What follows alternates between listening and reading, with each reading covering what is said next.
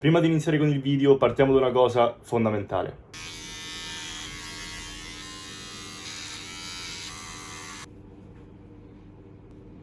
Eccoci qua, possiamo iniziare con il video. Se ti stai chiedendo a cosa serve il fatto che mi sia tagliato la barba, a niente in realtà, nel senso, a me serve perché è un mio ancoraggio per entrare a tutti gli effetti nella Monk Mode, ma non è un qualcosa di fondamentale appunto per tutti. Adesso in questo video poi andremo a vedere esattamente cos'è la Monk Mode, com'è la mia Monk Mode, quindi anche come andare a strutturare poi la tua Monk Mode. Risponderemo ad un po' di domande, vi faccio vedere che posto ho scelto, intanto do una piccola preview per un po' in mezzo, diciamo, la giungla. Ok, quindi vi faccio vedere un po' di tutto, vi faccio vedere un po' i resort che ho scelto. Penso di continuare con tutto quello che ti ho detto, quindi con il continuo di questo video direttamente domani. Chiaramente per te passerà solo un secondo e dal me di 5 anni ci vediamo domani. Eccoci qua ragazzi, è passato un giorno intero dall'ultima clip che avete visto. Ora andiamo più nel pratico e capiamo un po' cos'è questa Monk Mode. Ho qui i miei appunti, quindi vi dirò tutto appunto analogico, zero digitale, vi parlerò anche di questo durante questo video. In particolare vi spiegherò cos'è la Monk Mode, a cosa serve, com'è la mia Monk Mode, le mie sfide di questa Monk Mode che ho deciso di affrontare. Faremo anche un tour del posto dove sono, che ho scelto per questa Monk Mode, quindi vi farò vedere non solo questa mini villetta che ora stai vedendo dietro di me, ma anche tutto l'esterno, che comprende, oltre che una giungla sconfinata, anche diverse attività che si possono fare, diverse facilities, quindi molto interessante. Poi faremo un tour insieme e ti farò vedere anche perché appunto ho scelto in particolare questo posto specifico. Dopodiché andremo a chiudere rispondendo ad alcune domande che mi avete fatto su Instagram riguardo appunto questa Monk Mode. Tra l'altro, se ancora non lo fai, mi raccomando, seguimi su Instagram, mi trovi come Lorenzo Campo 22. Allora, partiamo da cos'è questa Monk Mode. La Monk Mode è un protocollo non fisso ma variabile. Quindi cosa vuol dire? Vuol dire che è un qualcosa che poi le persone possono adattare alla loro situazione, ai loro obiettivi, a quello che vogliono raggiungere. Quindi è un qualcosa, diciamo, che ha una base solida, ma su cui puoi aggiungere quali mattoncini e quanti mattoncini vuoi. Della Monk Mode negli ultimi anni ne hanno parlato davvero tante persone. Io per la prima volta in assoluto ne ho sentito parlare da Sam Owens, che è una persona che ho seguito tantissimo quando era agli inizi, diversi anni fa, e che parlava già di questa Monk Life come unico modo per sviluppare la disciplina che ti portava sicuramente al successo. Ecco, qua già ho detto una parola chiave, ovvero disciplina. Diciamo che la base, quello che sta alla base della Monk Mode, di tutte le Monk Mode, sulla quale poi puoi costruire la tua, è quello di sviluppare disciplina. Cosa vuol dire? Vuol dire che tutto quello che andrai a fare, come andrai a strutturare appunto la tua Monk Mode, andrà ad aumentare sicuramente la disciplina che hai verso te stesso e verso chiaramente le cose che ti imponi di fare. Quindi di conseguenza poi questo è molto positivo, soprattutto se fai lavoro come il mio, quindi l'imprenditore, dove decidi tu cosa devi fare. Di conseguenza non hai disciplina, praticamente finirai a non raggiungere alcun obiettivo che ti poni. Quindi la base è questa: sviluppare un'autodisciplina. Io aggiungo anche sviluppare la capacità di isolarsi, perché io per esempio in questo Monk Mode sono assolutamente da solo. Tra l'altro non ti ho detto prima che io ho già fatto diverse Monk Mode, questa qua è la mia terza Monk Mode. Tra l'altro della mia precedente trovi anche il video qui sul mio canale YouTube, quella lì in particolare l'ho fatta al lago di Como. La primissima Monk Mode che ho fatto 2 anni fa invece la feci a Tenerife. Comunque, a parte questo, quindi sviluppare l'autodisciplina e l'isolamento, una delle cose fondamentali per cui io faccio questa Monk Mode, diciamo che per cui tutti dovrebbero farla, è quella di pulire il cervello. Cosa vuol dire pulire il cervello? Vuol dire che quando tu pensi a rilassarti, magari sei stressato, hai avuto una giornata comunque hai avuto una giornata molto stressante, quindi torni a casa, dici cavolo, adesso voglio proprio rilassarmi, non ce la faccio più. Quante ore effettivamente ti rilassi? 2, 3? Se ci metti anche il sonno facciamo 10 ore? Ok, ma 10 ore sono realmente valide, sono realmente utili per pulire tutto il cervello e quindi avere una mente chiara, pronta e soprattutto capace di prendere decisioni importanti? Questo a mio avviso no. Anche per il discorso degli stimoli, siamo costantemente stimolati da tutte le cose esterne, che può essere il telefono in primis, i social media, può essere la televisione, può essere anche le persone che ci circondano, quindi magari i nostri amici che ci dicono andiamo a fare serata, andiamo a fare questa cosa, usciamo, eccetera eccetera. Quindi siamo costantemente circondati da stimoli e è davvero difficile nella vita quotidiana, nella vita di tutti i giorni, nella nostra routine normale, poter davvero pulire la nostra mente al 110% e quindi avere una mente chiara. Ecco, questo che ti ho appena detto è il mio fulcro principale. Infatti decido sempre il periodo durante l'anno in cui fare la Monk Mode. Io la faccio una volta l'anno proprio in funzione di questa cosa. Quando devo prendere decisioni o sento appunto che il mio cervello è troppo pieno di informazioni e devo pulire, devo fare chiarezza per appunto ridefinire la via, ridefinire gli obiettivi, prendere decisioni molto importanti che, attenzione, porterò avanti fino alla prossima Monk Mode. Questa è un'altra cosa molto interessante. Io le decisioni che prenderò durante questa Monk Mode non le cambierò per nessun motivo al mondo fino alla prossima prossima Monk Mode, quindi le porterò avanti senza farmi domande fino alla prossima. Questo perché? Perché sono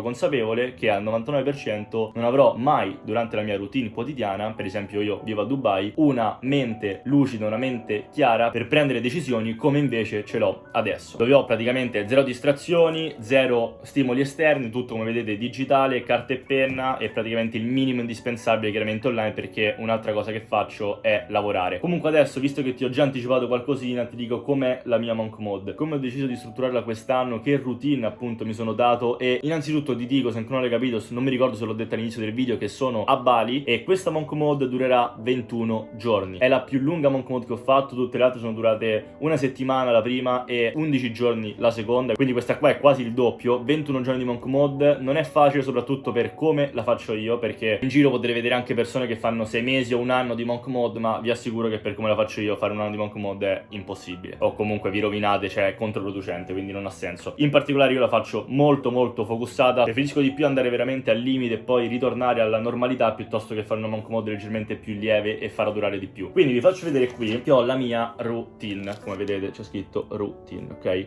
Questa routine qua è quella che faccio ogni giorno di questi 21 giorni, ora ve la andrò a leggere. Innanzitutto c'è la sveglia, ovviamente. La sveglia non ha un orario, principalmente perché vivo a Dubai, ma sono venuto praticamente dall'Italia a Bali da questa Monk Mode. Ho fatto scala a Dubai, ma sono venuto dall'Italia, quindi il mio fuso orario è italiano in questo momento e a Bali sono 7 ore di differenza. E 7 ore vi assicuro che non sono il massimo, soprattutto io non sono abituato ad avere questi fusi orari così diversi. Di conseguenza i primissimi giorni non sono stati facilissimi per organizzarmi con il sonno e con la sveglia. Però comunque poco importa, non è così importante svegliarsi alle 4 del mattino, l'importante appunto è dormire bene e poi svegliarsi con energia. Quindi una volta svegliato faccio un esercizio di respirazione, in particolare faccio una respirazione che spiega una persona che poi è diventata famosissima per quanto riguarda l'esposizione al freddo, infatti si chiama anche Iceman, ok, se non sbaglio il suo nome è Wim Hof, non vorrei sbagliarmi con la pronuncia o con altro. È un video di 11 minuti che io mi metto con le cuffie, mi metto appena sveglio e faccio questa respirazione. Vi assicuro che vi cambia la vita, a prescindere da Monk Mode a non Monk Mode. Io questa qua in realtà la faccio anche durante la mia routine normale a Dubai o dovunque sia nel mondo, perché una volta fatto questa respirazione, appena vi svegliate, se fate questa respirazione, quello che succede a me quando mi metto a lavorare davanti al PC è che ho un focus incredibile per almeno 60 minuti, un'ora e mezza, e un focus vero per 60 minuti, un'ora e mezza vale davvero tanto. Addirittura io a volte quando la faccio mi sento proprio che le cose intorno a quello che sto facendo, quindi magari il PC in questo caso, quindi tutte le cose intorno al PC sono quasi offuscate, quindi davvero incredibile. Vi consiglio di fare ed è molto semplice. Poi ci vogliono 11 minuti ed è guidata, quindi vi consiglio decisamente di farlo. Seconda cosa che faccio appena sveglio è il journaling, ovvero scrivo qui sempre su questo blocco note i pensieri che ho durante la mattina appena sveglio, dopo aver fatto appunto questa respirazione, che sono abbastanza focussato. Qui in particolare potete vedere quelli là del 15 marzo, andando avanti ci sono questi qua appunto del 16 marzo, eccetera eccetera. Ok? Adesso non vi sto a leggere quello che ho scritto perché non è importante, però è molto interessante andare a rileggere voi stessi quello che avete scritto, perché potete vedere come durante il corso dei giorni cambia sia il vostro stato d'animo, sia quello che pensate, sia le idee che avete. Io per esempio il primo giorno che ero arrivato non ero al massimo e in realtà già lo sapevo, perché è quasi sempre così. Dopo soprattutto oltre 12 ore di viaggio, un macello infinito per arrivare qui, che sono in mezzo alla giungla sperduto, quindi ero stanco morto, sono arrivato la sera col jet lag e tutto quanto, e quindi non è stato proprio il massimo. Però uno dei motivi principali per cui faccio la Monk Mode è anche uscire dalla mia comfort zone, ad avere tutti i servizi, tutte le cose in modo perfetto, quindi c'è da aspettarsi che in un primo momento non sei al comfort al 100%. La cosa interessante però è che già dal secondo giorno invece per me, quando ho iniziato un po' a settare la routine, a fare tutto il tour appunto del resort, a vedere un po' le cose che c'erano da fare, a vedere anche il resort con la luce del sole, vedere tutte la giungla con la luce del sole eccetera eccetera, mi si è già aperta la mente dopo quindi meno di 24 ore e mi sono già venute delle idee, in particolare per il mio business, molto interessanti e che andranno sicuramente ad impattare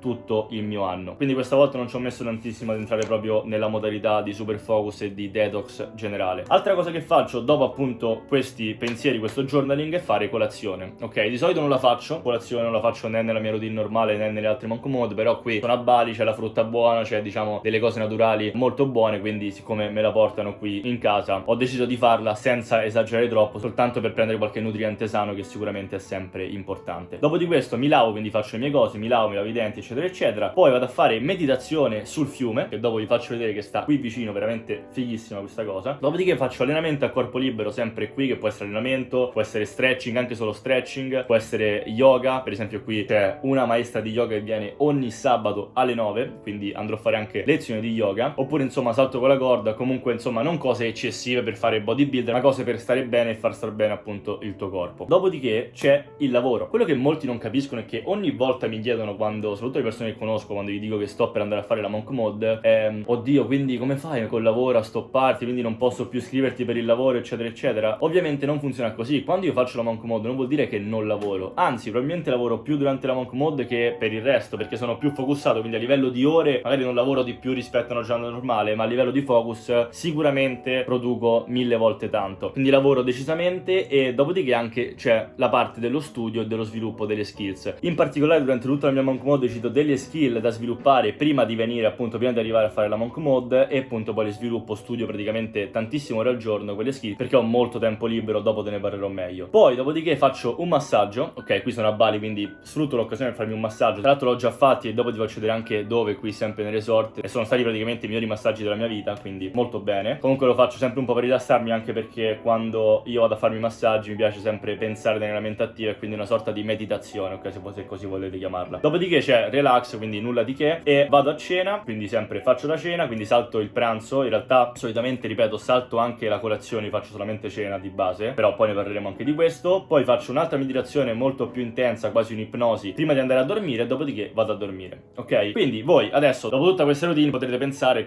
come fai a farla? Come fai a sopravvivere per 21 giorni? In realtà è questa la sfida di base, però è molto più semplice di quello che sembra. Non vi consiglio di partire con una routine così tanto strutturata, così tanto, diciamo, strict, però cercate di testare fin dove potete spingervi e cercate di capire che è normale che non siate a vostro agio, perché è proprio questo quello su cui dovete lavorare. Quindi dopo aver fatto vedere come ho strutturato la mia monk mode di quest'anno, voglio raccontarvi le sfide principali che ho deciso di affrontare quest'anno, appunto durante questo periodo. In particolare la questione di 2 nuove skill, ovvero la prima è quella sul trading crypto. Io ho un progetto NFT che si chiama GOAT-Nation, che è questo qui. Se vuoi avere più informazioni ho fatto diversi video su YouTube, o comunque puoi vedere tutto quanto su goat-nation.com. e tra i vari servizi che offriamo c'è anche un servizio dove abbiamo una chat con un trader esperto, nostro partner, che dà delle analisi di mercato, in modo che potete operare anche voi nei mercati cripto facendo trading, in particolare su Bitcoin ed Ethereum. Ok, adesso questo non è importante per questo video, però quello che mi interessava è, comunque ho già avuto modo di studiare il trading, non di cripto ma il trading in generale, diversi anni fa, e poi l'ho abbandonato per svariati motivi. Però visto come sta andando anche la mia vita e visto anche tutti gli strumenti che ho a disposizione, ripeto, in particolare anche con il mio progetto NFT GOAT-Nation, ho deciso che secondo me è molto intelligente andare a sviluppare questa skill in modo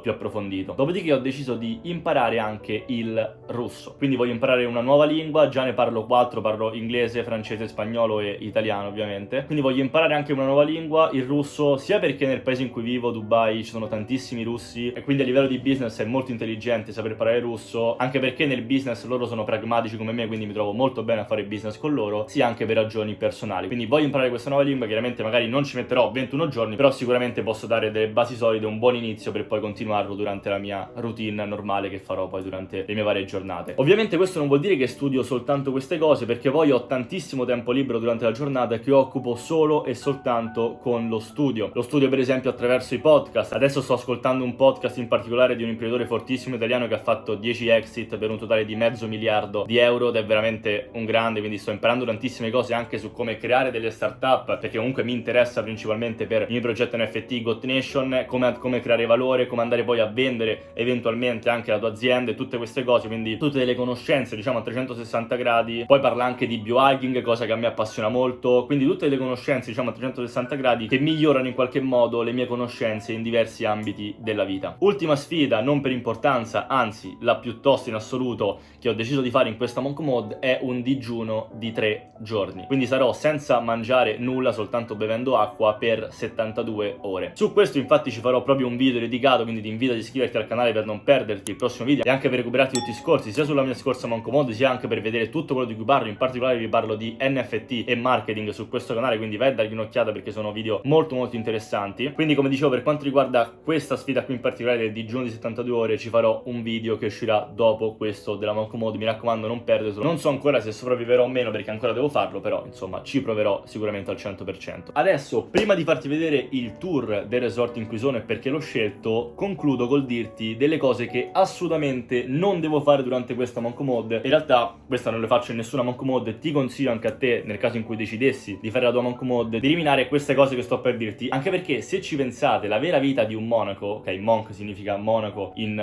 inglese se ancora non l'avessi capito, è più sulla privazione che sull'aggiungere cose. Quindi sono molto più importanti le cose che non fate piuttosto che quelle che fate, ok? Per questo è davvero fondamentale. Su queste diciamo che va bene che poi può essere adattata al vostro caso specifico, la vostra Monk Mode, però diciamo che le cose da non fare vi consiglio di mantenere queste che sto per dirvi, magari aggiungerne anche altre, però per me già queste qui vanno più che bene. E sono: primo, non bere assolutamente nulla al di fuori di acqua oppure spremute fresche o comunque succhi di frutta fresca. Secondo, non fare più di 60 minuti di screen time del telefono ogni giorno, e questo lo ricollego anche ad una cosa che ho detto prima, ovvero sul fatto che ho molto tempo libero. Perché ho molto tempo libero? Perché se lavoro da PC, quindi non c'entra lo schermo del PC o lo schermo del telefono. Perché è diverso? Perché sul PC non ho distrazioni, sul PC non ho i social, Instagram, non mi arrivano notifiche di alcun tipo. Se sto facendo anche un lavoro sul telefono, magari mi arriva una notifica su WhatsApp, rispondo, poi faccio un'altra cosa, poi vado su Instagram, vedo le storie, eccetera eccetera. Quindi questo qua non va bene, per questo lavorare dal PC con lo screen time del PC va benissimo, mentre sul telefono c'è un massimo di 60 ore che comunque utilizzo principalmente per lavorare, per parlare con persone a cui tengo o per studiare qualcosa dove magari vedo qualche video su YouTube. Terza cosa molto importante, no alcol. Quinta cosa, no caffeina, no droghe, no fumo. Io ovviamente poi non le faccio neanche durante le mie giornate normali, in realtà neanche caffeina più di tanto, però appunto no, zero alcol, zero caffeina, zero fumo, zero droghe. È fondamentale fare a meno di tutte queste cose, quindi non mi state a dire sì ma il caffè la mattina voglio berlo, ecco, proprio perché volete berlo dovete eliminarlo durante la Monk Mode, quindi eliminazione di tutte queste cose. Poi non mi ricordo più neanche a che numero sto, quinto, sesto, comunque il sesto punto facciamo è zero eiaculazione. Anche questo punto è davvero fondamentale perché l'energia sessuale è l'energia più potente in assoluto che abbiamo, e di conseguenza se non la sprechi, anzi se riesci a trasformarla in altra energia che puoi utilizzare a tuo vantaggio, vi assicuro che fa davvero tutta la differenza del mondo. Ovviamente non dico che dovete esagerare, però a mio avviso questa è una cosa che dovete tenere sotto controllo quantomeno anche nella vostra vita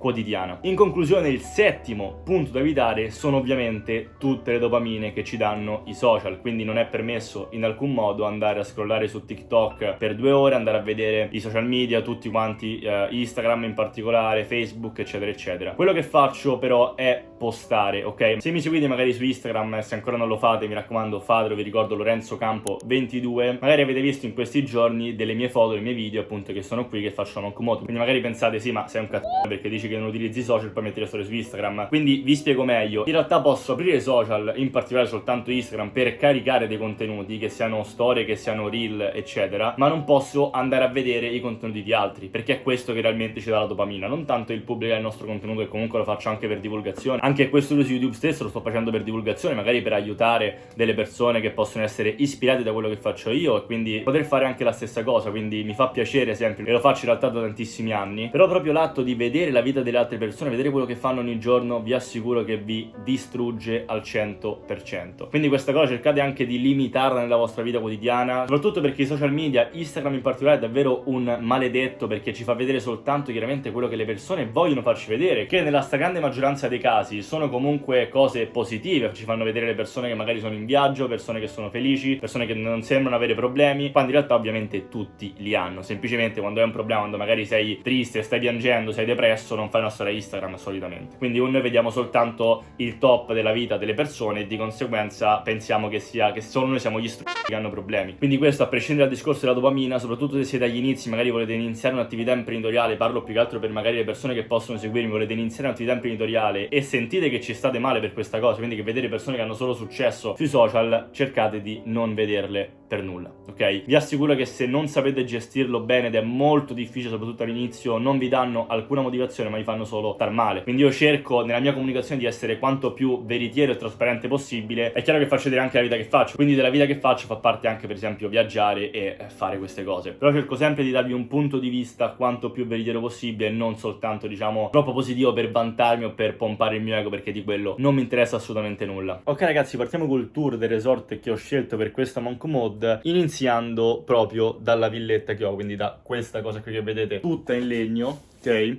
ora ve la faccio vedere meglio. Comunque non è molto grande, ok, sono qui 2 letti. Ovviamente non ho messo a posto nulla per fare il video, quindi spero che non sia un fastidio per voi, però comunque è abbastanza piccola, nel senso che ci sono comunque 2 letti, una stanza, poi c'è questo, c'è il condizionatore, c'è questa porta qua che ci porta, una porta che ci porta a mettere il gomito così un attimo. Ma va caga! Al bagno. Quindi questo è il bagno. Quindi c'è il bagno, c'è la doccia e basta, c'è la finestra qua. Quindi abbastanza semplice, senza troppi sfarzi, quello che serve, anzi anche di più sinceramente di ciò che serve, perché adesso vi faccio vedere anche la parte esterna, che è questa qua, che dà la vista sulla foresta, quindi io non vedo nulla, vedo soltanto questi alberi, e poi c'è un mini balcone qui dove adesso usciamo insieme, quindi qua esco dalla finestra e appunto chiudo, che sennò entrano animali preistorici. C'è questo balcone dove c'è questo tavolo con la colazione di questa mattina. Qua sotto c'è la piscina, non so se si vede, vabbè qua si intravede, c'è una piscina piccola che però non ho ancora utilizzato, la utilizzerò, e poi andando sotto vi faccio vedere cosa c'è. C'è questa parte qui sotto che potete vedere che è tipo una zona relax, dove in realtà posso anche lavorare, che è sotto esattamente, questo è il pavimento che avete visto prima della villa, questo è sotto, quindi c'è una zona relax dove posso anche lavorare. C'è anche questa sedia, dove però ci sono troppi insetti per me, solo che fa abbastanza caldo a Bali, quindi lavoro a casa principalmente, cioè dentro la villa che c'è la condizionata quando fa caldo, altrimenti vengo qua. Qui invece c'è la zona del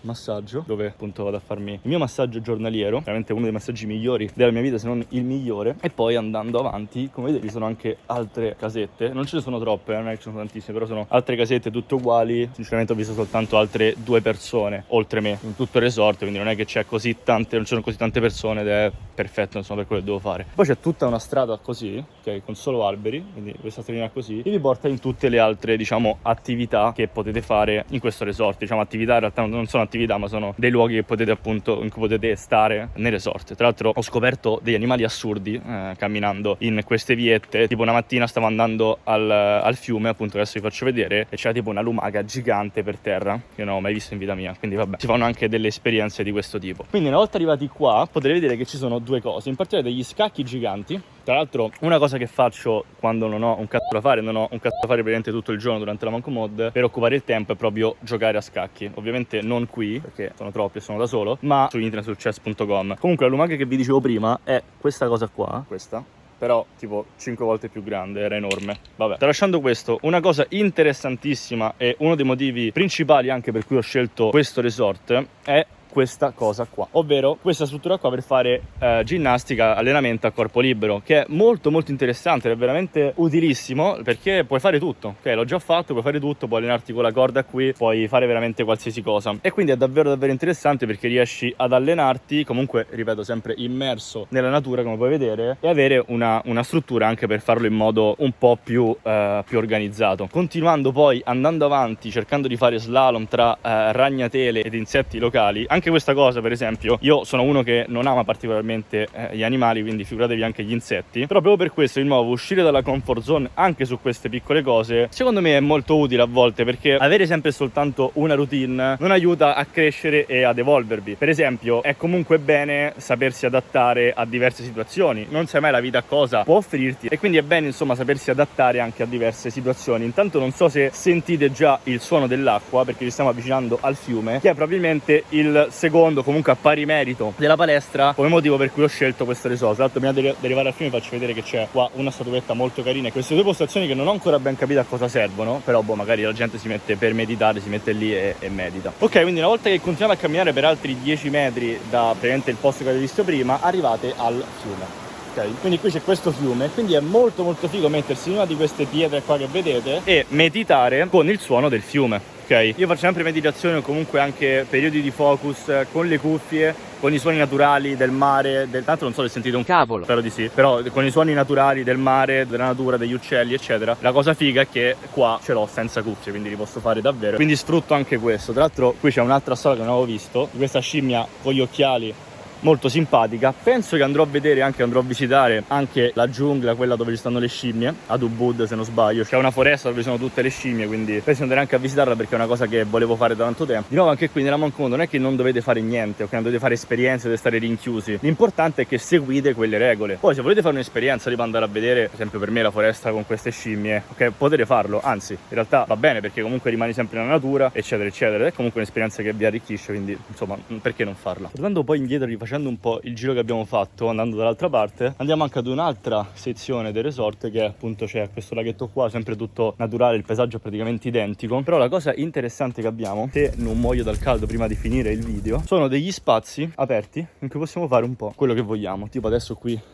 c'è uno spazio, però vi faccio vedere anche l'altro, che secondo me è anche più interessante e più bello, che è appunto questo spazio qui.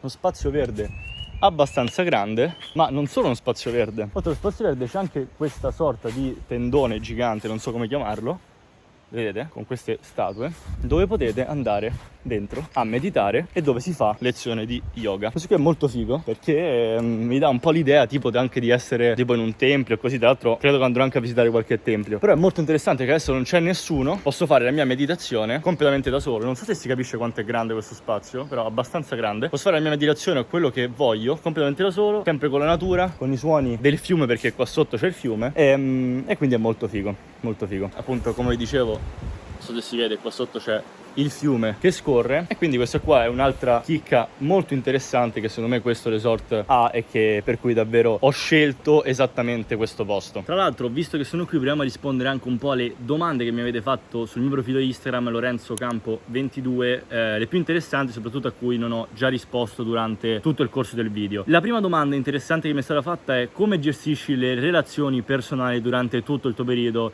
di Monk Mode? Allora, questo è interessante perché ovviamente le persone care intorno a voi con cui magari parlate diverse ore al giorno devono sapere che state facendo questo periodo di Monk Mode, perché sicuramente non potrete parlare diverse ore al giorno con appunto come facevate prima. Quindi come le gestisco? Glielo comunico, gli comunico: guarda, andrò a fare questo periodo. Se sono persone intelligenti e comunque se tengono anche a me di conseguenza, comprenderanno questa decisione e quindi il problema non si pone. La seconda domanda interessante è: cosa ti spinge a fare questo Monk Mode? Cosa ti spinge ogni anno a fare questo Monk Mode? Diciamo che la cosa principale che a me spinge a fare la Monk Mode, a prescindere da tutto quello che vi ho già detto prima, è il fatto anche di spingersi sempre oltre i limiti, quindi di affrontare sempre delle situazioni che in qualche modo ti fortificano e ti rendono una versione migliore di te stesso. Quindi questo dettaglio della continua crescita è un qualcosa che a me appassiona molto ed è uno dei motivi principali anche per cui mi metto sempre in gioco, mi metto sempre appunto nelle sfide per provare a superarle o comunque per arrivare infine a raggiungere la migliore versione di me stesso. Altra domanda abbastanza gettonata, soprattutto magari dopo che avete visto delle mie storie Instagram riguardo questo resort, è: ok Lorenzo, bello tutto, vorrei farla anch'io, ma come faccio a farla se non ho soldi? Lasciamo il fatto che questo resort in realtà non lo pago tantissimo per quello che è, perché lo pago tipo 1000 euro per 20 giorni, quindi pochissimo, ok? Però già comunque il volo per venire qua costa più del resort stesso, di conseguenza capisco che molti potrebbero dire: ok, bello, ma non ho i soldi per farlo. In realtà non è importante andare a Bali in dei resort, avere la cosa perfetta. Fare la Monk Mode innanzitutto è uno stato mentale, ok? Poi quello che vi circonda vi aiuta e sicuramente può aiutare, può facilitare diverse cose che avete visto, anche diverse sfide anche magari volete affrontare durante la vostra Monk Mode. Quello che posso dirvi è che di base vi serve un posto dove potete isolarvi, e meglio se siete immersi nella natura. Questo qua può essere anche gratis, potete andare, non so, anche in un camping, sulla spiaggia, insomma dove vi pare, poi sta a voi. Le cose importanti è che siete isolati e immersi nella natura, tutto il resto è un in più che sicuramente può aiutare ma non è fondamentale. Un'altra domanda che mi fate è: il beneficio maggiore, se dovessi sceglierne uno per quanto riguarda la Monk Mode, qual è? Tra tutti quelli che ho detto prima, a mio avviso il beneficio più grande è quello della chiarezza mentale. Veramente la chiarezza mentale, la pulizia del cervello che riuscite ad avere dopo aver fatto il periodo di Monk Mode non è equiparabile a nessun tipo di stacco, un giorno dal lavoro, da weekend, di ferie o altre cose. Non c'entra assolutamente nulla. È una chiarezza che secondo me non raggiungerete in nessun altro modo. Ultima domanda per concludere, altrimenti andiamo avanti per troppo tempo, è: come scegliere il posto per la Monk Mode? La risposta a questa domanda è: lasciatevi ispirare. Io per esempio avevo scelto Bali dopo averlo fatto, come ho detto, la prima a Tenerife, la seconda al lago di Como. Ho scelto Bali per questa terza monk mode perché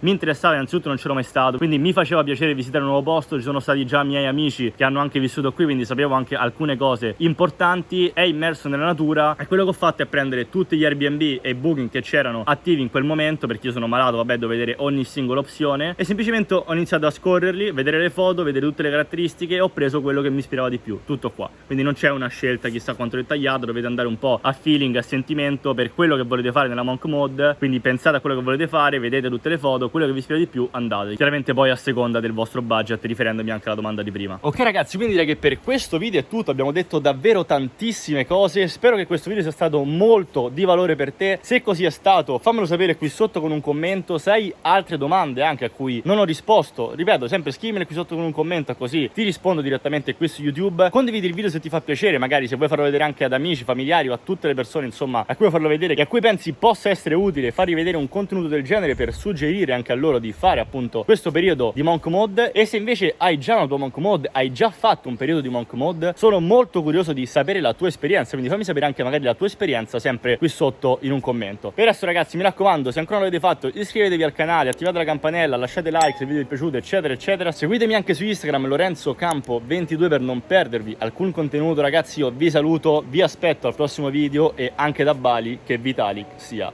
con voi.